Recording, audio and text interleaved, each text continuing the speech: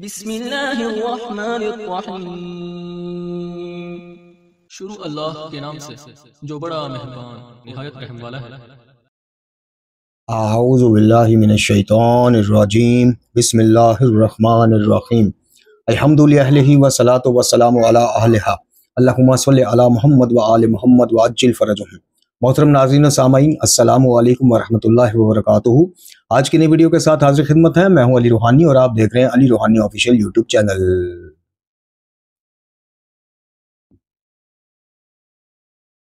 محترم ناظرین و سامعین، آج ہماری جو ویڈیو کا موضوع ہے، عنوان ہے، وہ ایک 12 سے 13 منٹ کا کلپ آپ کی خدمت میں پیش کرنا ہے کہ جس میں شاید مکتبہ دیوبند یا مکتبہ اہل حدیث سے کوئی صاحب ہیں، اور نام مجھے نہیں ان کا پتہ، لیکن یہ کلپ ہم تک پہنچا جن کے ساتھ حسب عادت حسن اللہ یاری اپنے پلیٹ فارم سے ایک تماشا لگائے بیٹھا ہے، اور امت میں تفرقے کا تماشا، مکتب تشیع کے عقائد کو مسخ کرنے کا تماشا، بدعات کو بڑھاوا دینے کا تماشا۔ حالانکہ یہ وہ شخص ہے، یہ وہ 2 نمبر آدمی ہے معذرت کے ساتھ، کہ جو کبھی آپ کو غلو کے خلاف ایسی ایسی بات کرتا نظر آئے گا کہ آپ کہیں گے کہ نہیں یار، کبھی صوفیزم کے خلاف، کبھی بدعتیوں کے خلاف، یعنی موصوف کے نزدیک مکتب تشیع کا جو ایک مسلمہ عقیدہ ہے کہ ہر بدعت گمراہی کی طرف لے جاتی ہے اور ہر گمراہی جہنم تک لے جاتی ہے، یہ اس کے قائل بھی ہے، لیکن غیر اللہ سے استعانت کے حوالے سے،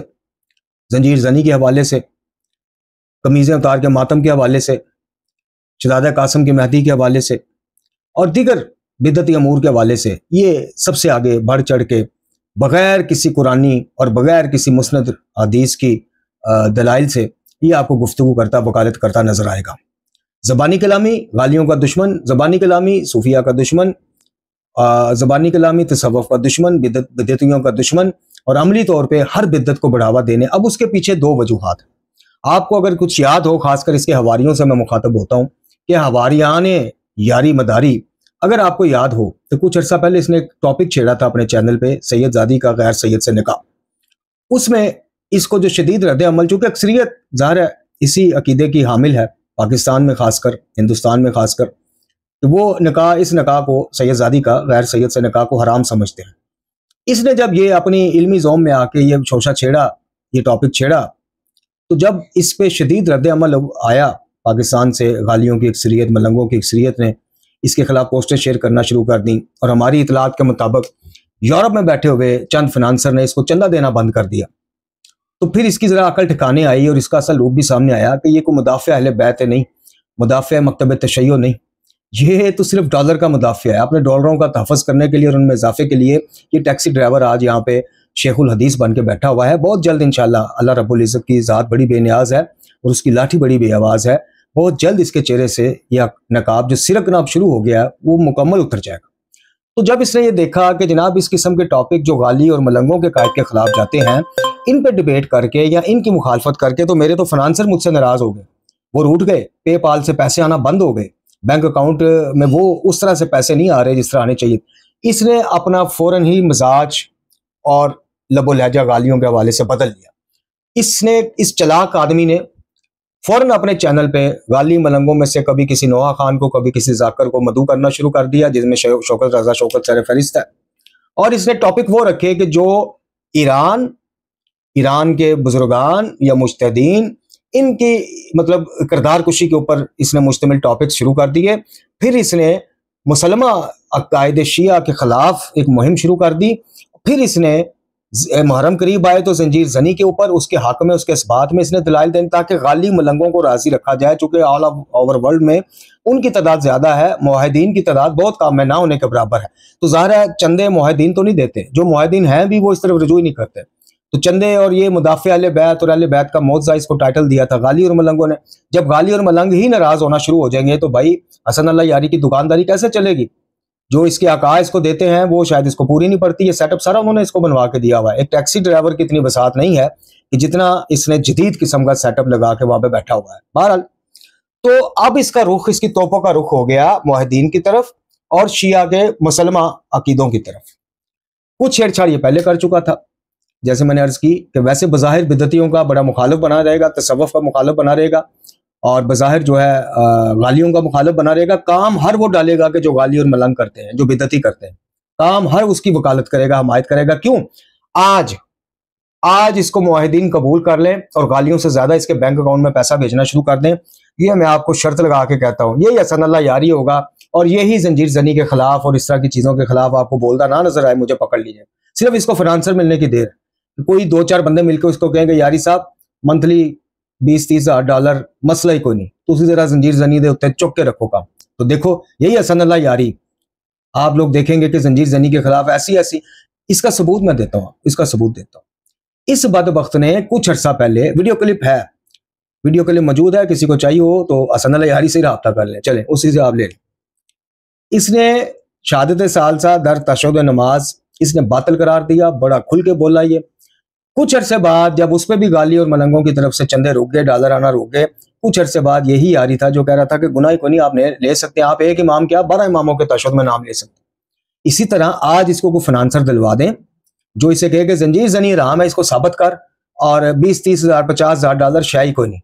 پھر یہی یاری پڑھ کرتا اپنی نجس زبان کے ساتھ آپ کو بالکل مخالف سمت میں دلائل دیتا نظر آئے گا.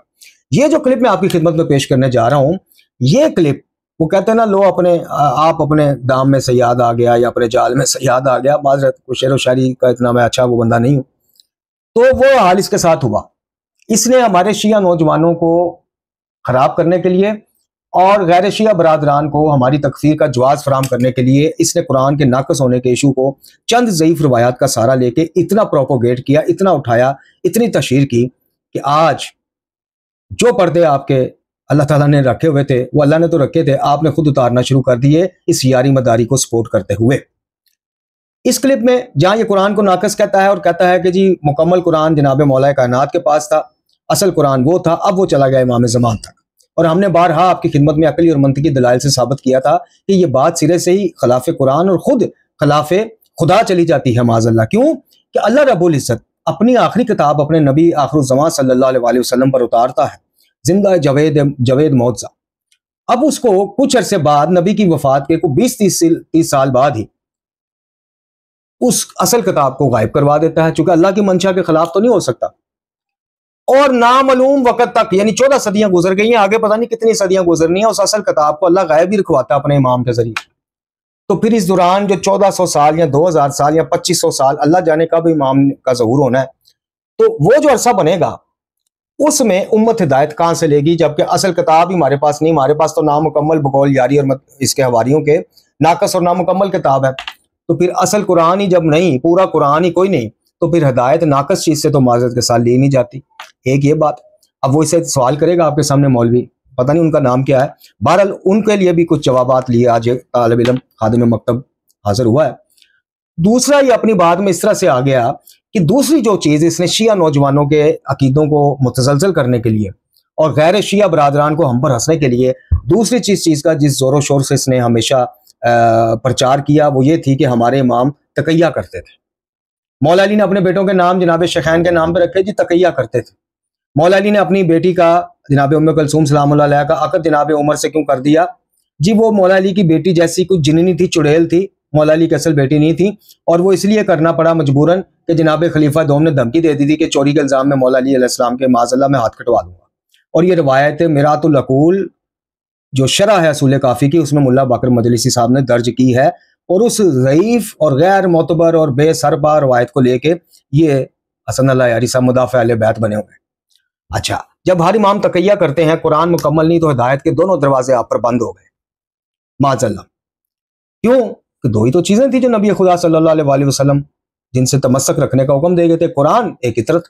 قرآن ناقص ہو گیا معاذ اللہ بقول یاری اور اس جیسوں کے دوسرے خبیث دماغوں کے. قرآن تو نامکمل ہو گیا, اس میں سے تو ائمہ کے نام بھی نکال لیے اور پتہ نہیں کتنے ہزار آیتیں بھی نکال لی, وہ چیپٹر کلوز ہو گیا ہدایت کا, کیونکہ ناقص چیز ہدایت نہیں کر سکتی, معاف کیجیے گا. دوسری طرف ہر امام نے جب تقیہ کر لینا ہے, تو ہم نے تو امام کو امام ماننا ہی تب اس لیے تھا کہ بعد از نبی خدا صلی اللہ علیہ وسلم ہمیں ہدایت ملتی رہے, ہماری رہنمائی ہوتی رہے. تو جب انہوں نے ہر وقت رہنا ہی حالت تقیہ میں ہے, مجھے بتائیے پھر قرآن ناقص ہو گیا, آئمہ تقیہ میں چلے جاتے ہیں, جب کوئی مشکل مرحلہ آتا ہے آئمہ تقیہ کر لیتے ہیں, تو مجھے بتائیے مجھ جیسا ایک ان پڑھ جاہل دیہاتی قسم کا بندہ جو ہدایت کا طلبگار ہے, وہ پھر ہدایت کے لیے اس کے پاس جائے, امریکہ میں یاری کے پاس جائے, یا اس کے ہماری اس کے نوکروں کے پاس جائے؟ پھر بتائیے پیچھے شیعت کے دامن میں بچا ہی کیا؟ قرآن بھی گیا تو اطرت بھی گئی. قرآن اس لیے گیا کہ بقول یاری وہ ناقص ہے، مکمل کوئی نہیں. اطرت اس لیے گئی کہ بقول یاری کہ وہ ہر مشکل میں، ہر سخت مرحلے میں تقیہ کر لیتے تھے. حالانکہ ان کی شہادتیں گواہ ہیں، قید و بند کی صحبتیں ان کی گواہ ہیں، ان پہ جو زیتے اور ظلم ڈھائے گئے وہ گواہ ہیں کہ امام وقت تقیہ نہیں کرتا. اگر اس شخصیت نے تقیہ کر لینا ہے جس نے بعد از نبی خدا میں رائے ہدایت دکھانی ہے، تو پھر بتائیے کہ پھر امامت کا پورا کانسیپٹ ہی گیا. اب آپ یہ ویڈیو سماعت فرمائیے، اچھی طرح اس کو سنیے گا. دل کے دروازے، کانوں کے دروازے اور معرفت کی آنکھیں کھول کے اس کو سنیے گا اور سوچئے گا کہ ابھی تو یہ ملا صاحب، جو مولانا صاحب ہیں، یہ حسن اللہ یاری کو لاجواب کر رہے ہیں اس کلپ میں، اور جواب بن نہیں پا رہا اس سے مداری سے. اب یہ گھر گھر جب شیعہ سنی دوست ایک دوسرے سے جب ملتے ہیں، بحثیں ہوتی ہیں، علمی بحثیں، جب یہ سوال ہر شیعہ بچے نوجوان کے سامنے رکھا جائے گا کہ بتاؤ اور تمہارے پلے ہے کیا قرآن؟ تم ہمارے خلیفہ سویم کا اکٹھا کیا پڑھتے ہو، آئمہ تمہارے تقیہ میں ہیں یا غیبت میں چلے جاتے ہیں یا تقیہ میں چلے جاتے ہیں، اور تمہارے پلے ہے کیا؟ تو پھر میرا نہیں خیال کہ کوئی شیعہ نوجوان اس قابل ہوگا کہ وہ دلائل کی روشنی میں اپنے اصل عقیدے کو بھائیوں کے سامنے پیش کر سکے. ابھی یہ کلپ سماعت فرمائے، اس کے بعد کچھ گزارشات آپ سے، یاری سے، اور پھر کچھ جوابات ان مولانا صاحب کے لیے کہ جن کو یاری سے تو جواب نہیں ملا. الحمدللہ اس خادم قرآن والے بیت کی طرف سے ان کو ضرور شافی و کافی جواب ملے گا. آپ پہلے یہ کلپ سماعت فرمائیں. چپ کیوں کرو؟ چپ کرو، تمہیں دلیل مانگا نا. آپ کیسی باتیں کر رہے ہیں؟ چپ کرو، جواب نہیں، آپ دوسرے پہ سوال اٹھاتے ہیں. آپ کا جواب تمہیں قرآن کے متعلق پتہ ہی نہیں ہے تو کیوں ادھر مناظرہ کرنے کے لیے؟ حضرت علی کا قرآن کہاں ہے؟ آپ کو کیوں جاہل رکھا انہوں نے؟ حضرت علی نے آپ کو کیوں جاہل رکھا قرآن سے؟ سوال پوچھا میرے سر آنکھوں باری باری پر جواب دیں گے نا. ابھی میرا سوال یہ تھا کہ حضرت علی کا قرآن کہاں ہے؟ ہمارا قرآن تو آپ کے نزدیک ہو گیا، وہ نقلی ہو گیا، وہ جعلی ہو گیا. اصلی قرآن دکھاؤ اپنا. 10 بستہ چھوڑو، اپنا اصلی قرآن دکھاؤ، اپنا اصلی آپ اور 10 اگر میں نے جواب نہیں دیا تو مجھ پہ لعنت ہے. تم مجھے ایک حوالہ میں نے کھولا، اس کا جواب دو. ادھر جا رہے ہیں، میں خلافت پہ آپ سے بات کرنی ہے، آپ ادھر ادھر کبھی ادھر دیں. کہاں ہے حضرت علی کا قرآن؟ آپ لوگ کیوں جاہل ہو ابھی تک قرآن سے؟ تم اگر میری بات نہ کاٹو تو میں اس کا جواب دے دوں گا بھائی. اگر چاہو تم بعد میں کہہ دینا جواب غلط تھا تو خاموش رہو پلیز. کہاں ہے قرآن؟ دے دیں بس. ٹیک اے ڈیپ بریتھ. آپ اپنا ٹائم گزارتے ہیں، جیسے مولوی ہوتا ہے نا جس کے پاس ٹائم نہیں ہوتا تو وہ بس ممبر پہ بیٹھ کے یارویں مارتا رہتا ہے. آپ ایسا ٹائم گزارتے ہیں اپنا. تم ابھی میں اسی کی طرف جا رہا تھا. آپ نے کہا کہ اس کا جواب دے دو. پہلے بکری قرآن دکھائیں. حضرت علی کا قرآن دکھا دیں. بکری والا دکھاؤں گا پھر وہ دکھاؤں گا. ٹھیک ہے نا؟ صحیح ہے. پھر اپنا قرآن کہ علیاری صاحب آپ بوکھلاہٹ کا شکار ہو گئے ہیں، آپ غصہ کر رہے ہیں، آپ جذبات میں آ گئے ہیں، کیونکہ آپ کے پاس حضرت علی والا وہ قرآن ہی نہیں ہے جو حضرت علی نے جمع کیا. جو آپ کا دعویٰ یہ ہے وہ کہاں ہے؟ تمہارے پاس ہے؟ آپ کے پاس ہونا چاہیے. ہمارے پاس عثمان والا قرآن ہے، آپ کے پاس علی والا قرآن کیوں نہیں ہے؟ نہیں تو بھائی صاحب آپ کے پاس کیوں نہیں ہے؟ آپ کے پاس آپ کے امام کا قرآن آپ کے پاس نہیں ہے. آپ سنیں میری بات. کا قرآن نہیں آپ کے بھی امام ہے. آپ کیسے امام کو ماننے والے ہو؟ کیسے امام کو ماننے والے ہو؟ آپ کے پاس قرآن یہ علی علیہ السلام نے جو قرآن جمع کیا یہ شیعہ صرف حدیث نہیں ہے، یہ آپ کی بھی حدیث ہے، اور آپ کی کتابوں میں عثمان کی بھی حدیث ہے، عثمان کی بھی قرآن ہے، زید بن مسعود کی بھی قرآن ہے، ابی بن کعب کی بھی قرآن ہے، ابو بکر کی بھی قرآن ہے، امیر المومنین علیہ السلام سب سے پہلے انہوں نے قرآن جمع کیا، وہ بھی قرآن ہے. ٹھیک ہے نا؟ تو اگر آپ کون سا پڑھتے ہیں؟ پلیز آپ سنو. اگر ہم سے سوال کرتے ہو نا تو یہ سوال آپ سے بھی ہے، صرف شیعوں سے نہیں. ہاں آپ مجھے بتاؤ آپ کے نزدیک وہ قرآن کہاں ہے؟ میں نے آپ سے شروع میں سوال کیا تھا. ہمارے نزدیک آپ کے پاس نہیں علیاری صاحب. نہیں آپ نے سنا بھی ہے مصحف علی ابن ابی طالب علیہ السلام یا نہیں سنا؟ آپ نے سنا؟ ہمارے نزدیک حضرت علی اور حضرت عثمان برابر ہیں، کیونکہ صحابہ ہونے میں، خلفاء راشدین ہونے میں برابر ہے وہ دونوں. ٹھیک ہے، ہمارے نزدیک ہم ان میں سے کوئی بھی قرآن لے سکتے ہیں، اور ہم کہتے ہیں کہ علی کا قرآن سنیں نا. ہم کہتے ہیں اگر انہوں نے قرآن جمع کیا تھا، قرآن ہے عثمان اور علی کا قرآن ایک ہے. آپ کے نزدیک الگ الگ ہے، تو آپ پڑھتے عثمان والا قرآن کیوں ہے؟ پھر اگر ایک عثمان والا قرآن کیوں پڑھتے ہیں؟ آپ کیوں عثمان والا قرآن پڑھتے ہیں؟ دوسرا جس کو سوال آپ کہتے ہیں کہ وہ غاصب ہے، جس کو آپ کہتے ہیں وہ فاسق ہے، اس کا قرآن کیوں پڑھتے ہیں؟ آپ تو حضرت علی والا پڑھیں. ہمارے نزدیک تو دونوں برابر ہیں. یہی سوال مجھ سے کیا گیا تھا. میں نے اس پہ ایک مناظرہ بھی کیا تھا، اس کا بہت ساری جوابیں بھی دیا میں نے. عثمان کا قرآن ناقص ہے، اس کے دلائل بہت زیادہ ہیں. تو آپ پڑھتے عثمان والا قرآن کیوں ہے؟ پھر اگر ایک عثمان والا قرآن کیوں پڑھتے ہیں؟ آپ کیوں عثمان والا قرآن پڑھتے ہیں؟ دوسرا سوال ہے. تم کو ان باتوں کا آپ کی ٹیبل پہ کون سا قرآن رکھا ہوا ہے؟ یہ بڑی دلیل ہے کہ شیعہ بھی یہی قرآن پڑھتا ہے جو عثمان نے لکھا ہے. علی والا کیوں نہیں پڑھتے ہو؟ آپ حضرت علی کے باغی ہو. حضرت علی سے آپ نے حضرت علی کے قرآن کو چھوڑ کے عثمان کا پڑھ رہے ہو. کیوں علیاری صاحب کیوں عثمان کا قرآن کیوں پڑھتے ہو؟ علی والا کیوں نہیں پڑھتے؟ کتاب ہے پہلی عثمان پہلے گزرے یا حضرت علی پہلے گزرے ہیں یا حضرت عثمان پہلے گزرے ہیں؟ یہ بتائیں. حضرت عثمان کا دور گزر چکا، حضرت علی کا قرآن کیوں نہیں لایا؟ امیر المومنین علیہ آپ جواب دو نا. یہ دونوں فریق جواب دے رہے ہیں. دونوں نہیں دیں. اگر آپ کہتے ہیں کہ یہ قرآن دیکھیں اگر حدیث دونوں طرف نے روایت کیا ہے، دیکھیں حدیث دونوں نے روایت کیا کہ حضرت علی علیہ السلام نے قرآن جمع کیا. ٹھیک ہے نا؟ اور عثمان سے پہلے جمع کیا، ابو بکر سے بھی پہلے جمع کیا. ابو بکر ابھی بیعت ہی نہیں ہوا تھا ابو بکر کے ساتھ، بیعت ہی نہیں کی انہوں نے. جب تک میں قرآن جمع نہ کروں میں کسی سے بیعت نہیں کرتا. میں لباس بھی نہیں پہنوں گا نماز کے لیے. تو سب سے پہلے انہوں نے قرآن جمع کیا. اگر انہوں نے سوال یہ ہے میرے بھائی, سوال میں نے کئی دفعہ دہرایا, آپ سنتے نہیں. میں آپ سے اس موضوع پہ زیادہ گفتگو نہیں کروں گا. ایک منٹ آپ کے پاس قرآن ہی نہیں ہے, کیونکہ میرے علیاری صاحب کے پاس حضرت علی کا قرآن ہی نہیں ہے, وہ بیچارے ابھی جا رہے ہیں اس لیے کہ قرآن نہیں دکھا سکتے. میں نے کہا آپ کی نسلیں چلی جائیں گی لیکن آپ قرآن ہی نہیں دکھا سکتے حضرت علی والا. ٹھیک ہے, میں ابھی جواب آ جائے گا آپ کا. جواب نہیں, قرآن دکھائیں, جواب آ جائے گا. جواب کو کیا کروں, قرآن دکھائیں. 25 سیکنڈ کس چیز کے, جو بھی کہنا چاہتے ہو کہہ دو. میں نے کہا تجھے 2 منٹ دوں گا, تم جو کہنا چاہتے ہو کہہ دو, اس کے بعد دوسروں کی باری.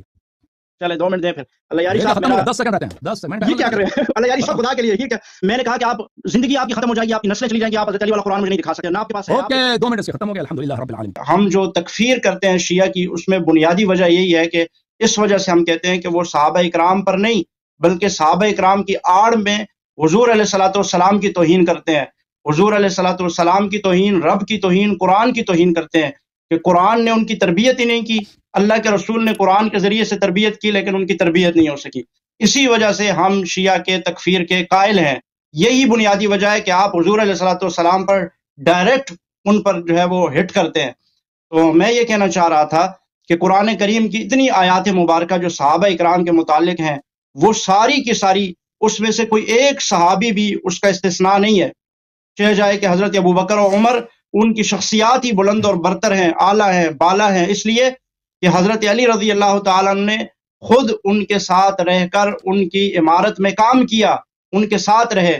وہ کیسے ہو سکتے ہیں, وہ کیسے راستے سے بھٹک سکتے ہیں جب حضرت علی المرتضیٰ بھی انہی کے ساتھ تھے. خاندان نبوت کے چشم و چراغ سیدنا علی المرتضیٰ حیدر کرار بھی ان کے ساتھ تھے, ان کی پشت پر تھے. تو آپ کیسے کہہ سکتے ہیں؟ آپ نے غدیر پہ بات کرنا ہی نہیں ہے نا, آپ نے کہا تھا مجھے ٹائم دے دے, میں غدیر پہ بات کرنا چاہتا ہوں. آپ صحابہ مجھے غدیر پہ بات کرنا ہے لیکن آپ کی باتوں کا جواب دے کر, آپ کی باتوں کا میں 2 منٹ پیغمبر صلی اللہ علیہ وسلم نے نا نہیں, میں آپ کی ساری باتیں کو مانوں گا. دیکھیں میں آپ کی ساری باتوں کو مانوں گا, استدلال کرنے کی ضرورت ہی نہیں ہے. آپ مجھے بتاؤ کہ پیغمبر صلی اللہ علیہ وسلم نے لفظ صحابہ ان لوگوں کے لیے جو دین میں بدعت داخل کریں گے, انہی کے اصحاب میں سے ہوں گے, ان کو جانتے بھی ہیں, اہل مجلس میں سے, ان کے لیے اگر آپ کہتے ہیں منافقین صحابہ نہیں ہیں تو آپ مجھے بتائیں تو ان پہ لفظ صحابہ کیوں استعمال کیا پیغمبر صلی اللہ علیہ وسلم؟ لفظ صحابہ ان کے لیے, صحابہ اکرام رضوان اللہ تعالی علیہ مجمعین کے لیے لفظ صحابہ کرم اللہ وجہ الکریم کو غدیر خم کے مقام پر ہاتھ بلند کر کے کیا کہا؟ آپ کا عقیدہ کیا ہے؟ من کنت مولاہ فعلی مولاہ. ٹھیک ہے, 1 منٹ کے لیے میں ساری چیزوں کو دائیں بائیں سب کو پیچھے چھوڑ کے اس کو سب بالکل صحیح مان کے میں کہتا ہوں ٹھیک ہے حضور علیہ السلام نے یہ فرمایا. 1 منٹ کے لیے بالکل اس کو تسلیم کرتے ہیں, آپ کے عقیدے کے مطابق اس کو مان لیتے ہیں. حضرت علی کا ہاتھ بلند ہو گیا, حضور نے حضرت علی کو کیا دے دی؟ امامت دے دی. ٹھیک ہے, آپ کے عقیدے کے مطابق امامت, خلافت, یہ سب حضرت علی کو مل گئی. اب جب حضرت علی رضی اللہ تعالیٰ عنہ کو خلافت, امامت اللہ نے حضور کو بتایا ہوگا, ظاہر ہے وما ينطق عن الهوى ان هو الا وحی یوحى, نبی وہی بولتا ہے جو اللہ اس کو حکم دیتا ہے. اللہ کے حکم سے نبی علیہ السلام نے حضرت علی کا ہاتھ پکڑ کر سب صحابہ کے سامنے ان کو امام بنا دیا. ٹھیک ہے, صحابہ اکرام کو تو باقیوں کو سمجھ نہیں آئی لیکن حضرت علی کو تو پتہ چل گیا کہ ان کو امام بنا دیا. تو اب ان کو پتہ چل گیا کہ اللہ کا حکم میری طرف متوجہ ہو گیا. تو پھر میرا آپ سے جو سب سے بڑا اہم سوال ہے, اور میں چاہوں گا کہ میرا ٹائم ختم ہو اور اس کے بعد آنے والے بھی آپ سے یہی سوال پوچھیں اور آپ اس کا جواب بھاگنے کے بجائے آپ دے کے جائیں آج, کہ جب حضرت علی المرتضیٰ شیر خدا رضی اللہ تعالی عنہ حضور علیہ السلام کی رحلت کے بعد ان کی یہ ذمہ داری بنتی تھی کہ اب وہ خلافت کے مسلح کو سنبھالتے, امامت کے مسلح کو سنبھالتے, کیونکہ اللہ کے نبی علیہ السلام نے اللہ کے حکم سے ان کو عطا کر دیا تھا. اب کس بات کا ڈر, خوف یا کس بات کی وجہ سے وہ پیچھے ہٹے کہ جس کی وجہ سے انہوں نے خلافت کے مسلح کو نہیں سنبھالا, امامت کے مسلح کو نہیں سنبھالا, بلکہ اس کے بجائے حضرت سیدنا ابو بکر صدیق کی بیعت بھی کر لی. 6 مہینے بعد آپ کہتے ہیں 6 مہینے بعد کی, چلے مان لیا 6 مہینے بعد کی, لیکن بیعت بھی کی. اور پھر بیعت کرنے کے بعد حضرت عمر رضی اللہ تعالیٰ عنہ کی بیعت بھی کی اور سیدنا عثمان کی بیعت بھی کی. ان سب کے ساتھ وہ مشیر رہے, باقاعدہ طور پہ ان کو مشورے دیتے رہے, باقاعدہ طور پر وہ, اس کا مطلب یہ ہوا کہ حضرت رسول اللہ صلی اللہ علیہ وسلم کی بات کو, اللہ تعالیٰ کے حکم کو انہوں نے کوئی اہمیت نہیں دی, اور انہوں نے آپ کے بقول, کیونکہ آپ کا عقیدہ یہ ہے کہ ان کے ساتھ لشکر نہیں تھا, لوگ ساتھ نہیں تھے, اس لیے انہوں نے چھپا دیا, کمپرومائز کر دیا. کیا علی المرتضیٰ شیر خدا, امام معصوم, مشکل کشا, وہ ڈر گیا, اس نے کمپرومائز کر لیا؟ نعوذ باللہ من ذالک، سوچ بھی نہیں سکتے ہم۔ اسی لیے میں کہتا ہوں کہ اہل تشیع نہ صرف حضرت ابوبکر، حضرت عمر، حضرت عثمان، بلکہ یہ حضرت علی کے بھی منکر اور ان کی توہین کرنے والے ہیں، یہ حضرت علی پر بھی الزام تراشیاں کرنے والے ہیں۔ اہل تشیع اہم بات یہیں پہ بات، آپ اس کی جو بھی جسٹیفیکیشن دیں گے کہ یہ ہو گیا وہ ہو گیا، لیکن جو بھی ہوا حضرت علی نے ایک مرتبہ بھی کوئی اس انداز میں جوابی کارروائی نہیں کی یا کوئی اس انداز میں آواز نہیں اٹھائی اپنی خلافت امامت کے لیے کہ جس سے لگتا ہو کہ واقعی اللہ کے نبی علیہ السلام نے ان پر جو ذمہ داری دی تھی انہوں نے اس ذمہ داری کو پورا کیا۔ میں آپ سے یہ کہتا ہوں اگر کسی پر دنیا کی چھوٹی سی ذمہ داری دی گئی ہو تو وہ بھی کسی پہ کمپرومائز نہیں کرے گا، وہ کہے گا کہ میرے کسی بڑے نے مجھے وصیت کی، مجھے میرے باپ نے، مجھے میرے دادے نے یہ ذمہ داری سونپی ہے، لہٰذا میں اس کو پورا کروں گا، میری جان چلی جائے۔ تو ہم تو شیر خدا کو شیر خدا علی المرتضیٰ کہتے ہی اس وجہ سے ہیں، اور آپ کے عقیدے کے نزدیک مشکل کشا بھی ہیں، آپ کے عقیدے کے نزدیک امام معصوم بھی ہیں۔ پھر امام معصوم کے متعلق ملا باقر مجلسی اپنی کتاب میں لکھتے ہیں کہ امام کا کام یہ ہے کہ وہ جب دنیا میں آتا ہے تو وہ مظلوموں کے غموں کا مداوع کرتا ہے، مظلوموں کو ظلم سے نکالتا ہے، وہ حق کو عیاں کرتا ہے اور باطل کو وہ کیا کرتا ہے، باطل کو پیچھے کر کے حق کو غالب کرتا ہے۔ تو اب یہاں پر امام معصوم نے آپ کے نزدیک وہ امام معصوم بھی ہے، مشکل کشا بھی ہے۔ مشکل کشا کا مطلب کہ ان کو تو وہ تو مشکل دوسروں کی دور کرتے ہیں، وہ خود کیسے مشکل میں پڑ کے اور خوف کی وجہ سے یا ڈر کی وجہ سے یا ان چیزوں کی وجہ سے انہوں نے کمپرومائز کر لیا۔ اور پھر آپ کہتے ہیں کہ آپ نے پچھلے ایک جملہ کہا کہ صحابہ اکرام بھاگ گئے تھے احد سے، صحابہ اکرام بھاگ گئے تھے میدانوں میں سے۔ میں آپ سے پوچھتا ہوں کہ آپ کے 12 امام جو آپ نے نمبر وائز لگائے ہوئے ہیں، کیا وہ سارے کے سارے ڈر کے آپ موضوع چینج نہ کریں، موضوع چینج نہ کریں بھائی، میرا وہی موضوع ہے۔ فرار صحابہ اور ہے، فرار صحابہ اور ہے، غدیر اور ہے۔ آپ کے دل میں جتنے موضوعات ہیں آپ اس کو نہیں لا سکتے، آپ کے 10 منٹ بھی ختم ہو گئے۔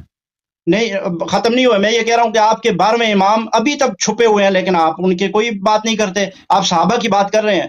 دین یہ اور موضوع ہے، غیبت اگر آپ دیکھیں، اگر آپ کو اصول آتے ہیں مناظرے کے، بات کرنے کے، تو آپ کو جب آپ ایک موضوع کہتے ہیں کہ میں اس موضوع پہ بات کرنا چاہتا ہوں نا، اس کے لیے مجھے 10 منٹ دے دیں، تو آپ مختلف موضوعات کو لا کر ان سب پہ اعتراض نہیں کر سکتے۔ آپ ایک موضوع کو آپ نے چنا ہے، اسی پہ بات کریں، اسی پہ بات کریں، دوسرے پہ نہ جائیں، بس ختم ہے، وہ آپ کا ٹائم بھی ختم ہے، آپ کا ٹائم بھی ختم ہے۔ غدیر کے متعلق ہم نے بات 10 منٹ بھی زیادہ بات کی آپ نے۔ نہیں 10 منٹ ابھی نہیں ہوئے، میرے پاس بھی یہ سامنے لگا ہوا ہے، کدھر 10 منٹ ہوئے؟ غدیر خم سے ہی یہ متعلق ہے، غدیر خم سے پہلا امام آپ کے بنے نا، پہلے امام سے لے کر میں بات کو ختم کر رہا ہوں، میں نے کنکلوڈ کیا بات کو کہ پہلے امام سے لے کر 12ویں امام تک کس امام نے اپنی ذمہ داری کو پورا کیا ہے؟ آپ بتائیں۔ انہوں نے اپنی ذمہ داری کو پورا ہی نہیں کیا، انہوں نے قرآن ہم تک پہنچایا ہی نہیں، حدیث ہم تک نہیں پہنچائی، اپنا منصب بھی انہوں نے ذمہ داری سنبھالی نہیں، تو پھر کون ذمہ دار ہوگا؟ یہ اور سوال ہے بھائی، یہ اور سوال ہے، غدیر کے متعلق نہیں ہے۔ پلیز غدیر خم سے ریلیٹڈ ہے، یہ آپ میری باتوں کے درمیان بول رہے ہیں، میری بات پوری ہونے دیں، ٹائم ختم ہے، آپ کا ٹائم ختم ہے بھائی، وہ آپ بول کے کر رہے ہیں نا۔ 12 اماموں نے اپنی ذمہ داری کو پورا نہیں کیا، 12 اماموں نے اپنی ذمہ داری کو پورا نہیں کیا۔ آج بھی 12ویں امام آپ کی جہالت کے باوجود، آپ کے سارے کفر، ظلم، شرک، نفاق، بدعتوں کے باوجود بھی آپ کے 12ویں امام آج نہیں آ رہے۔ تو یہ سب سے بڑا آپ پہ سوال ہے کہ 12 اماموں نے اپنے آج تک، حضرت علی سے لے کے آج تک، انہوں نے اپنی ذمہ داری کو کیسے پورا کیا؟ آج تک انہوں نے کیا ہی نہیں، اور پھر ہمارے اوپر سوال کیسے اٹھے گا؟ ابو بکر، عمر، عثمان کو تو آپ مانتے ہی نہیں، وہ تو آپ کے نزدیک مسلمان نہیں، منافق ہیں، بدعتی ہیں، فلاں ہیں، وہ ان کے لیے آپ کے ائمہ نے کیا کیا؟ وہ تو آج تک چھپے ہی رہے، وہ تو انہوں نے تو ساری زندگی غیبت میں گزار دی۔ موقع ختم ہے بات آپ کی نا، مزید تو آپ کے پاس کچھ بھی نہیں، الحمدللہ سب کچھ ہے، لیکن آپ ابھی کہہ رہے ہیں کہ ٹائم ختم ہو گیا، حالانکہ 10 منٹ نہیں ہوا ابھی۔ اچھا میرے محترم ناظرین، انہوں نے یہ کہا کہ سب صحابہ سے اللہ تعالیٰ راضی ہیں، اعلان کے خود رسول پاک صلی اللہ علیہ وسلم کے میں نے صحیح حدیث آپ کو ان کو دکھائی اور متواتر حدیث بھی دکھائی، مقرر کہ ان کے صحابہ جہنم جائیں گے بدعتوں کے وجہ سے۔ محترم ناظرین و سامعین، آپ نے ملاحظہ فرمایا تقریباً 12 سے 13 منٹ کا ایک کلپ۔ اب مجھے چند گزارشات کرنی ہے، پہلے آپ لوگوں سے اور آپ کے تھرو اس یاری سے، اس کے بعد میں ان مولانا صاحب کی خدمت میں چند جوابات پیش کروں گا۔ سب سے پہلی بات تو یہ ہے کہ یہ جو چیز ہے نا کہ قرآن معاذ اللہ ناقص ہے، قرآن مکمل نہیں، یا قرآن کی کچھ آیات خلیفہ سوم نے جلا ڈالی، قرآن نامکمل رہ گیا، اور یہ کہ اگر اہل سنت کے مصادر سے وہ روایت ملتی ہے منابع سے کہ جناب بکری کھا گئی، پتوں میں لکھا ہوا تھا، وہ بھی صحیح نہیں۔ قرآن مجید فرقان حمید کے اوپر اعتراض شیعہ کی طرف سے اٹھے، دیوبندی کی طرف سے اٹھے. خیر شیعہ اور غیر شیعہ پھر ایک ہی ہو جاتے ہیں، دیوبندی غیر مقلدین اور بریلوی بھائی سارے ایک چھتری کے نیچے جمع ہو جاتے ہیں، شیعہ پھر ادھر کلے رہ جاتے ہیں. شیعہ کی طرف سے اٹھے یا ادھر سے اٹھے، یہ اعتراضات ہمارے لیے قابل قبول نہیں. جو چیز با مطابق فرمان ہے آقا کریم، آقا نامدار، آقا دو جہاں، خاتم الانبیاء محمد مصطفیٰ صلی اللہ علیہ وآلہ وسلم کا فرمان عالی شان ہماری سر آنکھوں پر، کہ جو چیز، جو روایت، جو حدیث تم تک پہنچے خلاف قرآن ہو اس کو دیوار پر دے مارو، وہ میں نے نہیں کہی. یہ مفہوم ہے اس روایت کا. تو ہم اس نظریے کے قائل ہیں، کسی روایت کا کتنا ہی سلسلہ اسناد معتبر کیوں نہ ہو، سارے ہی راوی ایک سے لے کے نیچے تک سارے ثقہ کیوں نہ ہو، ہم اس روایت کے متن کو دیکھیں گے کہ اگر وہ خلاف قرآن ہے ہم نہیں لیں. اور کسی روایت کا سلسلہ اسناد بظاہر کمزور ہی کیوں نہ ہو، ضعیف ہی کیوں نہ ہو، اس میں ضعف ہی کیوں نہ پایا جاتا ہو، لیکن اگر وہ بالکل مطابق قرآن ہے تو ہم اس کو اپنے سینوں سے لگائیں گے، آنکھوں سے لگائیں گے. تو یہ جو نظریہ شیعہ قوم کے نوجوانوں میں تیزی سے سرایت کر رہا ہے نا، کہ جہاں اب شیعہ نوجوان امامت کو قرآن سے ثابت کرنے کی باری آتی ہے، اللہ کے قرآن سے واضح طور پہ تیسری اطاعت، اولی الامر کی اطاعت واجب ہے، اس کی تعویل برادران کر لیتے ہیں وقت کے حکمران کی یا سپہ سالار کی یا کمانڈر کی یا کمانڈر ان چیف کی، ہم کرتے ہیں آل محمد علیہ السلام کی. تعویل کا فرق ہے، تیسری اطاعت کا حکم تو خود قرآن میں ہے، وہ ایک الگ موضوع بحث ہے، اس کے لیے آپ کتاب المکتب کو پڑھیں. اور قرآن کے حوالے سے بھی میں آپ سے التماس کروں گا، میں نے پورا باب القرآن اس میں لکھا ہے جو کئی صفات پر محیط ہے. ایک دفعہ اس نیت سے کہ آپ کو اصل مکتب تشیع کا قرآن اور امامت کے بارے میں عقیدہ پتہ چل جائے، آپ اس کتاب المکتب کو ضرور منگوائیے اور ضرور پڑھیے. آپ کا یہ کتاب منگوانا صرف اس کتاب کے حوالے سے نہیں بلکہ ہمارے آنے والے دیگر تبلیغی سلسلوں میں بڑی معاونت فراہم کرے گا. بہرکیف تو یہ نظریہ ہی باطل ہے. قرآن مجید فرقان حمید اللہ کی آخری کتاب، آخری نبی پر اتری کتاب اور آخری شریعت کے احکامات کو لاتی کتاب. اگر میرے بھائیوں اسی نے نامکمل رہ جانا ہے، اسی پہ شب خون مارا جانا ہے، تو اس سے دو چیزیں، سب سے پہلے تو اللہ رب العزت معاذ اللہ اس کی حفاظت کے وعدے پر سوال اٹھتا ہے.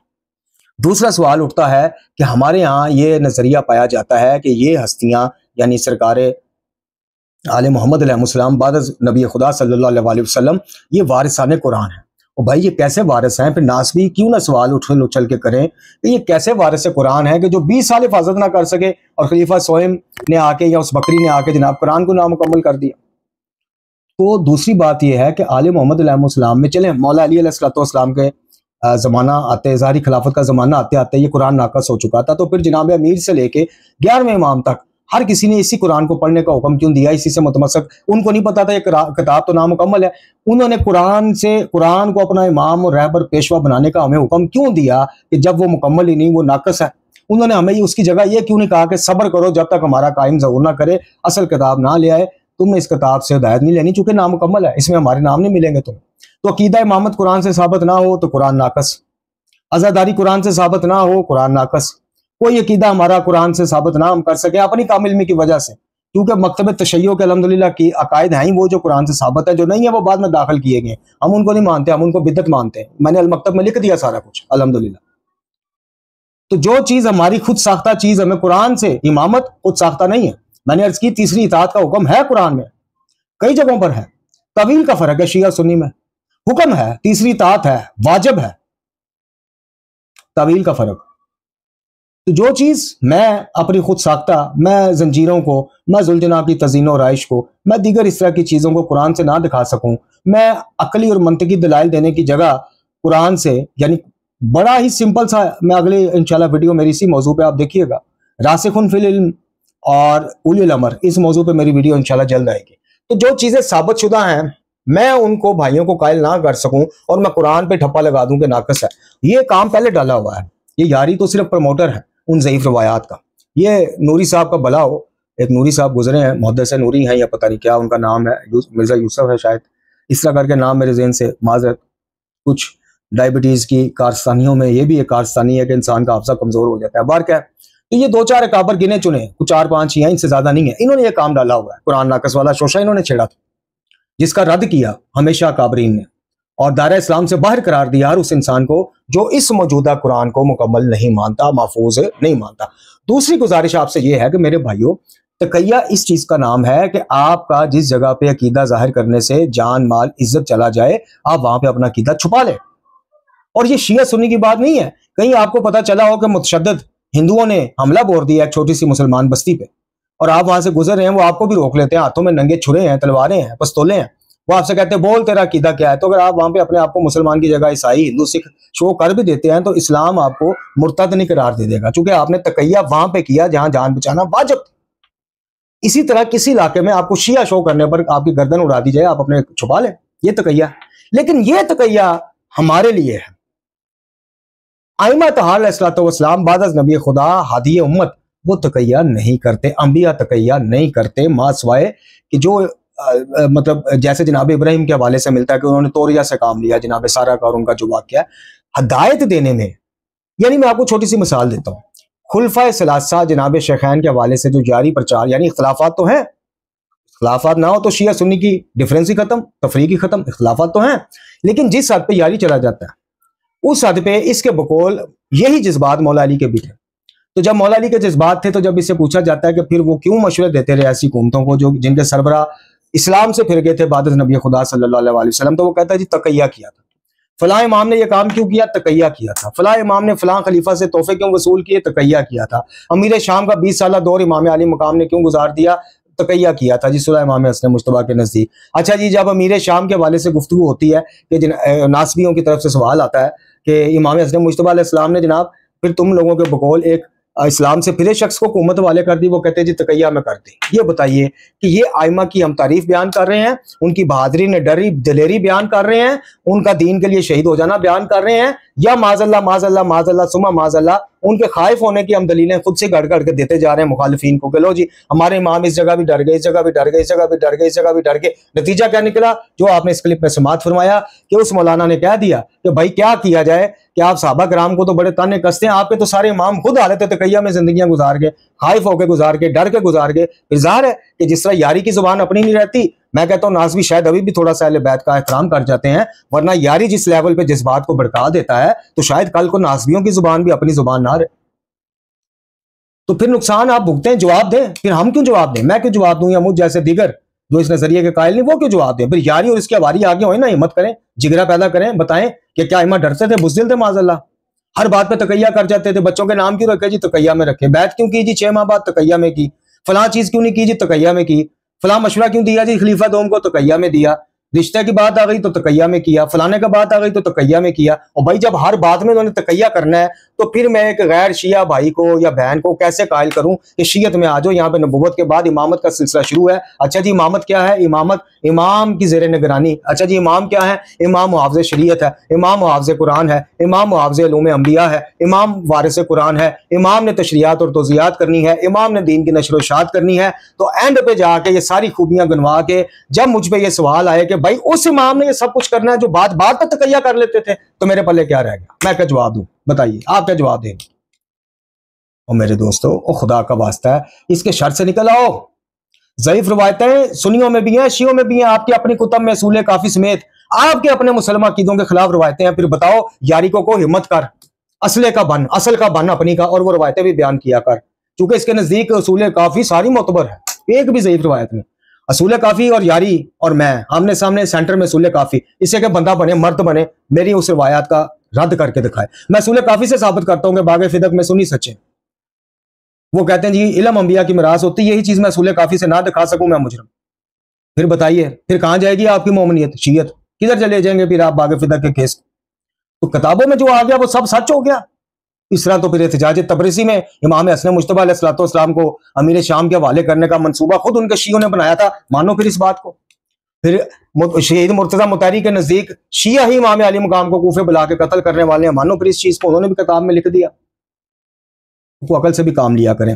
اب صرف آپ کی خدمت میں آخری چند لمحات، چند منٹ کی گفتگو، لیکن وہ ان مولانا صاحب سے جن کا میں نام نہیں جانتا، ان مولانا کی خدمت میں کچھ عرض کرنا چاہتا ہوں. اب میرے جوابات ان کی خدمت میں حاضر خدمت ہیں.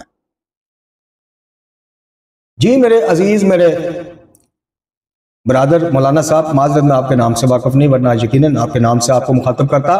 میرے عزیز، آپ نے صحیح سوالات غلط مقام پر اٹھائے، اور یاری چونکہ اس نظریے کا رد کیسے کرتا جبکہ خود اس نظریے کا قائل قرآن نامکمل ہے، موجودہ قرآن.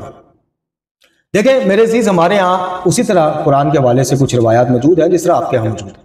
جس طرح آپ لوگ آپ کے اکابرین نے ان روایات کو آن نہیں کیا، ہمارے بھی سکہ اکابرین نے اس کو آن نہیں کیا ان روایات کو۔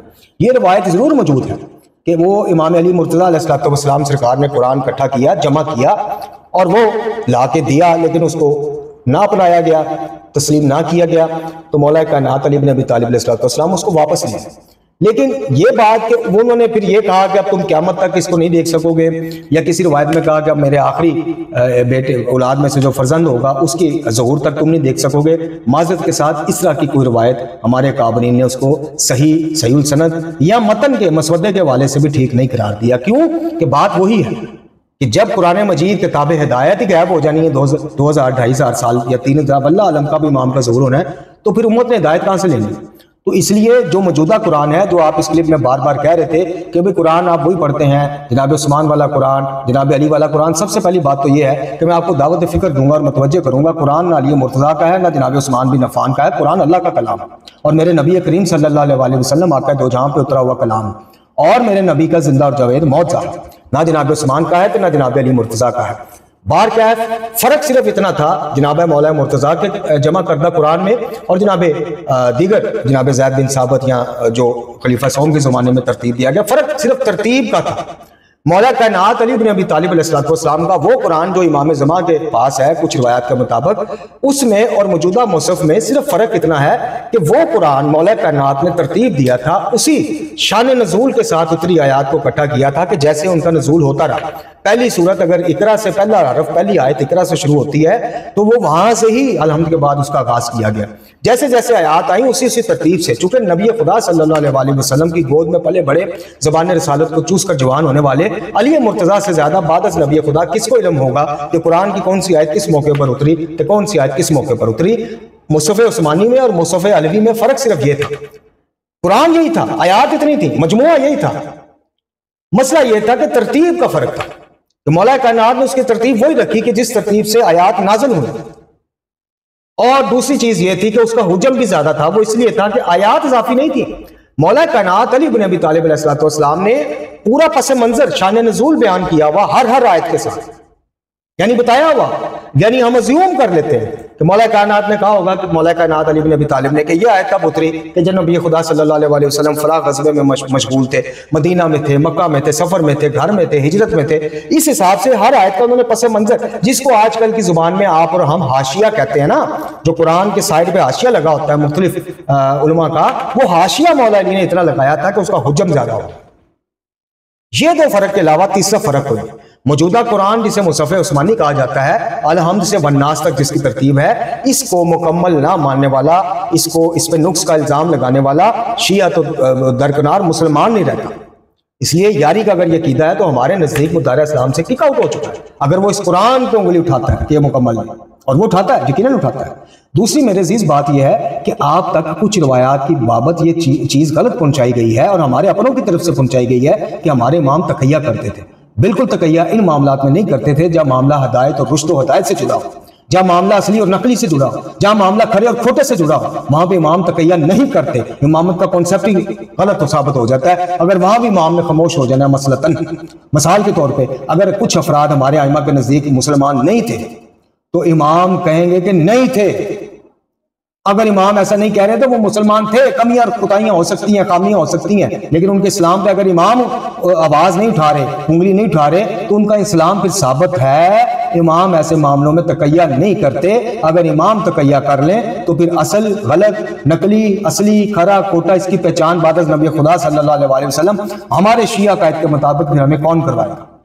تو اس لیے یہ جو آپ نے تانا دیا کہ جی آپ کے ہر امام ڈر گئے یا غائب ہو گئے، تیسری بات آپ نے کہی کہ جناب آپ لوگوں کی شیعوں کی جہالت انتہا کو پہنچ گئی، شرک انتہا کو پہنچ گیا، بدعات انتہا کو پہنچ گئی، تو امام ابھی بھی نہیں آ رہے۔ تو میرے عزیز یہ چیز ذہن میں رکھیے گا کہ ہمارے شیعہ روایات اور عقائد کے مطابق خود امام محمد مہدی اجل اللہ تعالیٰ فرج شریف اپنے ظہور کی تاریخ سے، وقت سے نا واقف ہیں، ان کے علم میں نہیں، یہ صرف اللہ کو علم ہے، جیسے قیامت کا صرف میرے رب کو علم ہے۔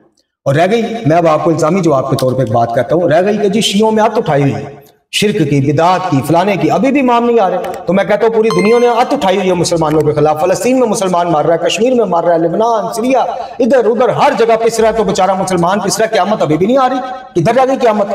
راستے میں کہیں رہ گئی؟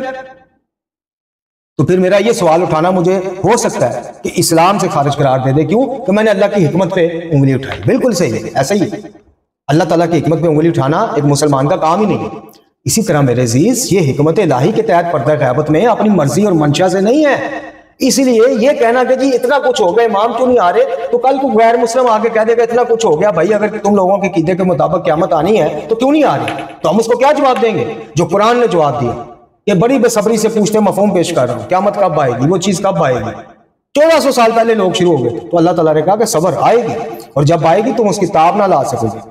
اسی طرح یہ بھی اللہ تعالیٰ کے علم میں ہے، اور ان کی مرضی، اللہ کی مرضی اور حکمت کے تحت یہ غیبت کا ایک سلسلہ ہے، تاکہ کھڑے کھوٹے کی پہچان ہو سکے. ہاتھ اٹھانے والے پوری طرح ذرا ہاتھ اٹھا لیں، تاکہ جب ان کو ساتھ کا نتیجہ صلہ یا اجر دیا جائے تو پھر وہ شکوہ نہ کر سکیں کہ ہم سے زیادتی ہو رہی. وہ چاہے مسلمانوں میں چھپے جو ظالمین ہیں، جو مسلمان بھائیوں کے خون باتے ہیں، جس سے کی تکفیر کرتے ہیں، یا غیر مسلم جنہوں نے ہاتھ اٹھائی ہوئی. تو یہ معاملہ، یہ تانا ہمیں دینا آپ کا بنتا نہیں ہے. یہ بات کرنی ہے، ہاں آپ کے نزدیک شاید امام زمان کا وجود ہی کوئی نہیں ہے، یعنی بریلوی حضرات کا تو مجھے پتا ہے، غیر مقلدین کا بھی پتا ہے کہ ان کے نزدیک آنا ہے، انہوں نے پیدا ہونا ہے، زور نہیں کرنا. آپ کا میرے عزیز مجھے مکتبہ فکر نہیں پتا، لیکن اگر آپ کے مکتبہ فکر میں پیدا ہونا ہے تو یہی سوال، یہی الزام میں آپ کی طرف پلٹا دیتا ہوں کہ پھر اتنا کچھ دنیا میں ہو رہا ہے، اللہ تعالیٰ نے کب پیدا کرنا ہے امام مہدی کو، آخری مہدی کو؟ اور اگر آپ کہتے ہیں کہ ان کا وہ ہے ہی نہیں، انہوں نے آنے کو نہیں، تو پھر اللہ کا موضوع بحث ہے. پھر وجود مہدی پہ یا آمد مہدی پہ آپ سے بات ہو سکتی ہے. پھر اس چیز کا آپ کا اعتراض اٹھانے فضول ہے کہ وہ غیبت میں کیوں ہے. تو شیعوں کو اگر آپ نے شیعت کو میرے بھائی اگر آپ نے یاری جیسا سے سمجھنا ہے یا ضعیف روایتوں سے سمجھنا ہے، تو ضعیف روایتوں کے تو ادھر بھی ڈھیر لگے ہوئے، تو ادھر بھی ڈھیر لگے ہوئے. پھر میں کیا دیوبندیت کو جس مکتبہ فکر سے بھی آپ کا واسطہ ہے، میں پھر ضعیف اور روایتیں اور کمزور مولویوں کے تھرو سمجھوں گا؟ نہیں، میں قابرین دیوبند کو پڑھوں گا اور پڑھتا ہوں الحمدللہ. اگر میں نے بریلویت کو سمجھنا ہے تو امام احمد رضا خان بریلوی صاحب کو پڑھوں گا. امام حنفیت کو سمجھنا ہے تو امام ابو حنیفہ کو پڑھوں گا. میں کمزور علم لوگوں یا شرارتی لوگوں سے تو سنی بھائیوں کو نہیں نہ سمجھ سکتا. تو آپ حسن اللہ یاری سے شیعت کو کیسے سمجھ گئے؟ آپ چند ضعیف روایتوں سے یہ کیسے آپ نے یقین کر لیا کہ پوری شیعت کا اس میں جمع ہے کہ قرآن ناقص ہے؟ اور یاری تو نہ 3 میں نہ 13 میں، نہ اس کو ملنگ آن کرتے ہیں، نہ معاہد آن کرتے ہیں. آپ اس بندے کے ساتھ بحث کرنے چلیں گے؟ مجھے تو آپ کا علمی لیول مشکوک لگا کہ کم از کم آپ فریق مخالف کو سلیکٹ کرتے وقت اس کا دیکھ تو لیں کہ اس کو کوئی آن بھی کرتا کہ نہیں. نہ وہ 3 میں نہ 13 میں، نہ وہ ہی نہ شی، علمی لحاظ سے. تو بات یہ ہے کہ بھائی یہ شیعت کے نمائندے نہیں ہیں. ہاں شیعت سمجھنی ہے، آئیے بسم اللہ نہج البلاغہ آپ کو پیش کرتے ہیں، پڑھیے. صحیفہ کاملہ پیش کرتے ہیں، پڑھیے. سیرت معصومین کی کچھ چیزیں آپ کو پیش کرتے ہیں، پڑھیے. اقوال اور مسند احادیث معصومین آپ کو پیش کرتے ہیں، پڑھیے. آپ کو شاید پتہ چل جائے کہ شیعت ہے کیا. اور یاری جس چیز کا پروموٹر ہے، جس چیز کے لیے مناظرے کر رہا ہے، وہ شیعت نہیں ہے، تبنٹو ہے، تبنٹو. ہم تو سریعام کہتے ہیں، میں وہ واحد بندہ ہوں کہ جو جس طرح یاری کا کھل کے رد کرتا ہے، کسی کی اتنی جرت نہیں. ہمارے کسی پاکستان میں موجودہ قیادت میں سے کسی کی ہمت نہیں اس کا رد کرنا. ہم اپنی جان مال عزت داؤ پہ لگا کے رد کرتے ہیں. کیوں کرتے ہیں؟ کہ خدا کی قسم یہ شیعت نہیں ہے جس کا مدافع یہ بنا ہوا، یہ اس کے گھر کے کوئی نظریات ہیں. تو میرے عزیز اگر آپ کو قرآن کے اوپر بات کرنی ہے، بندہ حقیر حاضر. آئمہ پہ، ان کے تقیہ پہ بات کرنی ہے، ہم حاضر. آپ کو غیبت امام مہدی یا وجود امام مہدی پہ بات کرنی ہے، بندہ حقیر حاضر. سلجھے ہوئے انداز میں بات کریں گے. تکفیر نہ آپ کریں نہ ہم کرتے ہیں، ہم تو خیر ویسے نہیں کرتے. اور جو آپ نے کہا جی ہم شیعہ کی تکفیر اس لیے کرتے ہیں کہ وہ یہ وہ بھائی وہ یاری جیسے کچھ جراثیم ہیں. ہم اختلافات ضرور رکھتے ہیں.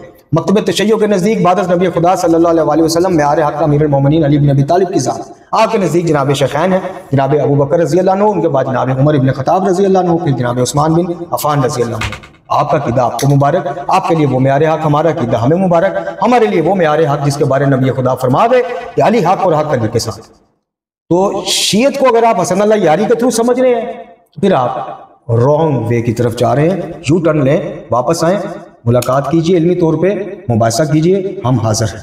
وآخر دعوانا الحمدللہ رب العالمین.